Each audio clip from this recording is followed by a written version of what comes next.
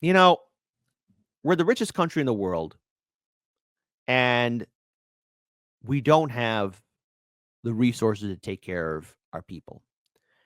And there's a thing about elderly care, adult care.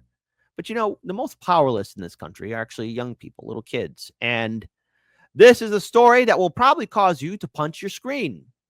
Maybe pull your car over and scream out loud. If you're listening to us at work, please keep yourself composed.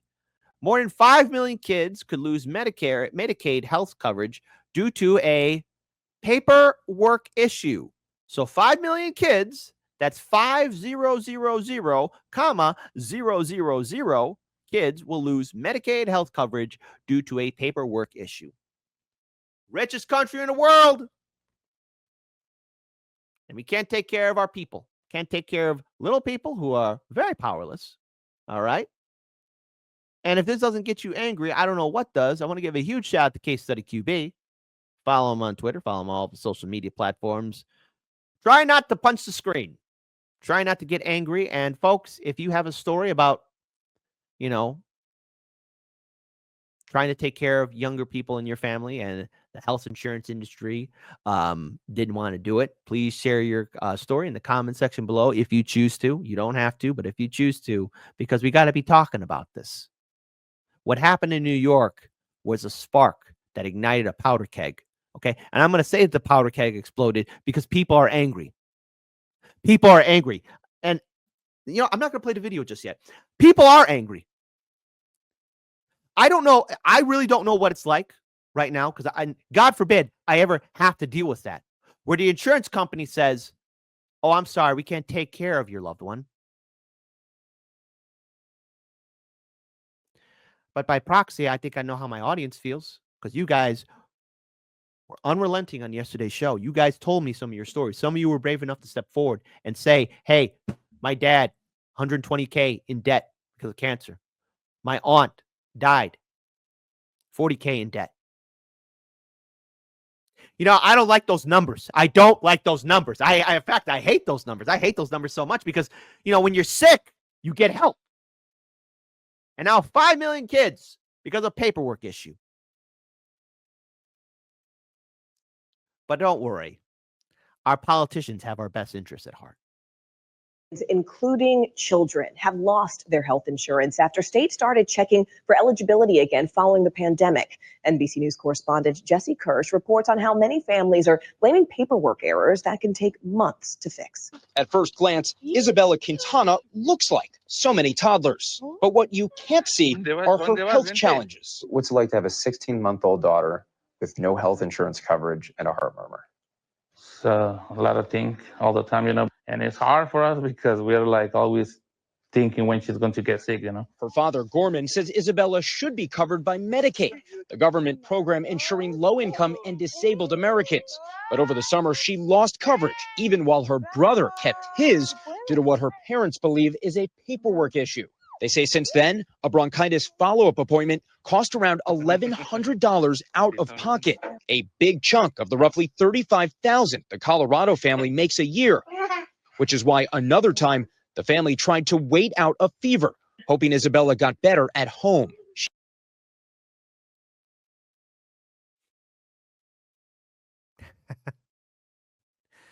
Making that decision, waiting out a fever. I only can imagine the fear, the concern. But you want to know what's going to cause me to get angry? Is that they're not the only ones going through this. They're not alone. My grandpa would always say, hey, pal, you're not alone in this situation. Whatever you're going through, you're not alone in going through it.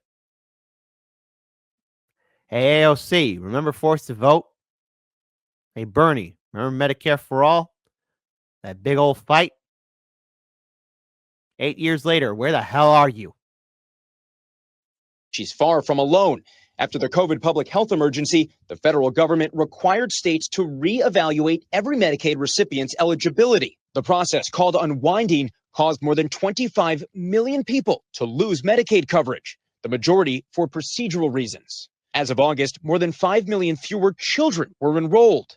And overall, it's not clear how many Americans who lost coverage were actually still eligible. So in August, you started trying to get it restored. Yeah. And here we are in December. Yeah, and nothing. The exodus created a paperwork backlog, and while unwinding largely ended in the spring, kids like Isabella appear to still be facing the consequences. It shouldn't take 4 months for that connect to happen. No, it shouldn't. And if that happens, there's something wrong. Something has fallen through the cracks. Kim Bimsteffer oversees Medicaid in Colorado, where unwinding sent safety net enrollment plummeting more than 30%. Over 550,000 people lost health insurance through the state's safety net programs, nearly 150,000 of them children. Some individuals will fall through the cracks, and we are working really hard and have been working really hard to find them and get them reconnected. A third of Coloradans who lost Medicaid got their coverage restored, but Bimsteffer says the state's uninsured rate has gone up. That's a problem. Yes, I mean, it is. people are not finding private health insurance. Yes, it is an absolute problem. Every American should have health insurance, right? Bimsteffer says the state created a new way to escalate reviews and is expanding automation to make a dent in the backlog. But change is not coming fast enough. Every Child Pediatrics says the number of its uninsured patients is climbing, and even short gaps in coverage can be devastating, especially for children. A lot of them are not getting their preventative care, their immunizations. They're falling behind on things like developmental screenings. We could miss an opportunity to intervene early and get kids speech therapy, occupational therapy, what they need to help achieve those milestones. And it really does change their developmental trajectory longer term. So it's a huge deal. A huge deal for kids like Isabella, whose futures hang in the balance. Hey, politicians, what's it like having that gold-plated healthcare? But see, the thing is, there is a whole anger at the insurance companies, right? And people are speaking out. Hell, surprise, surprise, this person speaking out is kind of going to surprise you too. Now, don't worry, folks. There's a little bit more to this. So try to take it easy. But I think a lot of people are seeing that there's anger happening because even CNN is going to do a panel talking about the anger. CNN, what do you know about anger? Do you know what it's like to say goodbye to maybe your grandmother or grandfather and knowing full well that insurance companies can't take care of them? Do you know what it's like to say goodbye to a child? CNN? You know what it's like for a working class family to do that? Hey, CNN, what about a loved one who's dying of cancer? And you're surprised that people are angry and maybe cheerful what happened in New York City. You're surprised. You're surprised that people who get screwed over would actually put a smile on their face when they find out that a healthcare insurance CEO was taken out. Now, I don't condone violence. I'm against it. I'm against it. I actually am. Okay? But I understand why people are angry. And I hope I never have to go through the unfortunate situation of losing a loved one because a health insurance company says, oh, yeah, we can't take care of you. There were numerous attempts in which people asked our politicians for help, forced to vote, March for Medicare for all. I remember that. Hell, I remember that all too well. And yet there was a lot of people, even in our political sphere, against it, saying, oh, no, we got to keep the powder dry. I'll play this next video here. Anything good is going to come of this. It's going to be policy change because you've basically got people lighting up their torches. They're going to burn it down. And you gotta hear that. Well, Nia, I want to start. Yeah, burn it. Burn it. Burn all down, burn all down, burn all down, and burn all down. We burn it. Burn it. Burn it all down. Yeah, because people are angry. People are furious. Why are you surprised that people would be joyful? Let's hear how CNN addresses the anger in the room. Start with you about this anger. This is a big question, but what's your sense about, is it warranted? It is warranted. I mean, I think people have legitimate frustrations at the insurance companies, the way they often deny claims, how difficult it is often to even submit your claims and get the money back, or even even understand your basic insurance policy. It's all very confusing. But I think tying it to this act of violence from a sociopath, I think, is despicable and terrible. And the folks who are sort of on TikTok talking about this, I think they should organize, right? I think they should organize. I think they should mobilize. And I think they People have. And you know what happened, especially during the 2016 Democratic primary when people were mobilizing around Bernie Sanders talking about Medicare for all? CNN, MSNBC, and the rest of the fantastic friends at corporate media were on a super fast rush to say, oh, we can't do it. It's a bad idea. Did the same thing in 2020. You know, there was also attempts with Forced to Vote, March for Medicare for All, both which happened in 2021. Where were y'all then? Oh, that's right. Nowhere. Period. Done.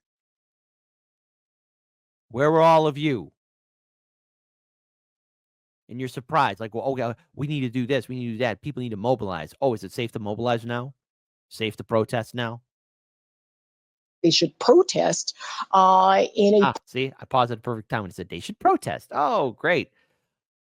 Listen to the people in Chicago that will be protesting and marching. Please don't do a parade in front of Trump Tower. Don't do that. Pointed way, because I don't think change is going to come because a bunch of folks are lauding this guy who did this despicable. So just to be clear, I mean, he obviously, because this is a person who's driven by something specific, writing on the bullet cases, literally injected this into the conversation very specifically. I've been watching Democrats kind of walk a line trying to appease this rise in a constituency. Here's Senator Elizabeth Warren talking about it this week. Violence is never the answer. This guy gets a trial who's allegedly killed the CEO of United Health. But you can only push people so far. And then they start to take matters into their own hands. Terrible. Just terrible. That response, or just tell me, walk me through it. Give me your thinking. Violence is never the answer, but right. That's it. That's the end. I think about this in terms of a lot of other issues on which Americans are deeply frustrated. Take, for instance, colleges and universities, the number of Americans who are in crippling student loan debt. If someone went out and shot a college president, we would not be having a conversation about, gosh, do we need to reform higher ed in America? We'd be talking. Horrible analogy, CNN. Seriously, you're wondering why you're losing viewership. Talking about right-wing extremism and look at what this has led to, and people would be yelling at Congresswoman Stefanik for, look at what you did, you caused this. And we're not having that conversation now. Instead, we're like, did this guy have a point? And to me, I think we absolutely need to have a conversation about our healthcare system and the many other things wrong in this country. I just want to add this one thing, because the United Health Group CEO, Andrew Whitty, actually wrote in the New York Times, that dropped this week, where he was talking about basically saying, quote, we need to improve how we explain. Prim 54 brings up a very good point. Hey, what about those college students that were beaten up and were doing those protesting? I remember that. Remember when the politicians showed up and everything was all fine? Then when the politicians left, time to crack some skulls open. What insurance covers and how decisions are made. And also talking about the fact that the U.S. Healthcare system is a patchwork and that they want to improve. Here's the problem. It's a for-profit industry on something that's much more difficult to make. Everything is about the shareholders, just like a lot of companies, like tech companies and everything else. And so the way it is structured, in that people cannot get health care without dealing with this, with a for-profit corporations, their incentives will always be to behave like this and get as much of the, of the money that they can from you. And that's the problem. It's like, it starts there. And so we have to think about Medicare for all. I just interviewed Ro Khanna about this and a bunch of other things. Row your boat, Ro Khanna. Hey, Ro Khanna. Done doing insider trading so you can help us out a little bit? Anyways. So you've got to figure, and he's a big proponent of Medicare for all. They're dropping the age slowly. And so I think this is going to happen if we have these highly for-profit companies, that they are going to be probably, they're going to be villainized for sure. And then you get all these statements. The other thing is, this is such an internet meme thing where there's probably a lot of noise. Looking at those TikTok images, right, the generation gap I'm was compelled by the stark. people who have these stories, which I think are astonishing. But I think it fits it. He's the looks of this guy, the pictures they publish. It all fits in that sort of dunking culture that we have that doesn't talk about complex issues like this. Instead, you have to be on one side or the other. Okay, I want to. I'm trying not to punch my monitors here. Okay. Because I want to pause here for a second, because at least that last lady with the hairstyle was bringing up a very interesting point of the fact that, yes, Healthcare insurance industries, like, they view people as numbers on a piece of paper, okay? I mean, they're there for profit. I mean, it's a corporation. What does a corporation do? Earn profit. I mean, that's the nature of the beast. It is supposed to earn the key word called money. Money. Oh my. Money. Money, money, money, money, money, money, money, money, money, money, money, money, money, money, money. And I've said before, when you look at how these healthcare insurance industries like United Healthcare or even Blue Cross Blue Shield or anyone else, it's quite clear that their agenda is, hey, it is about what we want and what's best for the shareholders and continuing profits. I mean, are you expecting a corporation to be merciful? No. No, it is not supposed to do that, period. It's all about it. And hold on. Nocturnal Human says, Mr. Krabs. Yes, I think Mr. Krabs is the perfect avatar for the mindset of a lot of these healthcare insurance industries. But this is why the fight for Medicare for all and Forced to Vote and March for Medicare for all and the fight for, again, addressing the fact that these corporations are killing us and how they have bought our politicians, why we need to continue on with it. And I have to say, very similar to cannabis, excuse me, I guess it's clear there's only one pathway forward. And the only pathway forward is Medicare for all at the state level. That means if you're a citizen ballot initiative state, you got to fight for Medicare for all at the state level. That's what you have to do. That's what needs to be done. The state level. Because I don't think we're getting at the federal level. I know there's a lot of people who say, oh, we got to try at the federal level. I know it's been tried. We got to do it at the state level. Ballot initiatives, ballot initiatives, ballot initiatives, ballot initiatives. It has to be done now. Now more than ever. These people are not going to come on horseback to save us. Well, they'll come on horseback, all right. But they'll be looking like the Grim Reaper. And all the while, as we speak, 5 million kids without Medicaid insurance because of paperwork. In that same paperwork, and I hope this doesn't upset you, but in that paperwork, those 5 million kids are numbers on a piece of paper to those shareholders and CEOs and executives. So the people at the top at those, making those decisions, if you got the balls, say that to their parents. Say it to those kids who don't have Medicaid insurance. Say to them that your kid is a number on a piece of paper. Say it if you got the nerve. Because people are worth more than being a number on a piece of paper. And we owe it to ourselves to fight for a better future. State level ballot initiatives. That's the order for the day.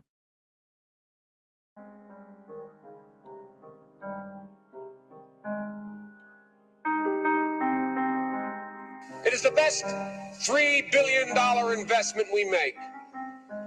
Whether or not in Israel, the United States of America would have to invent an Israel to protect her interest in the region. The United States would have to go out and invent an Israel.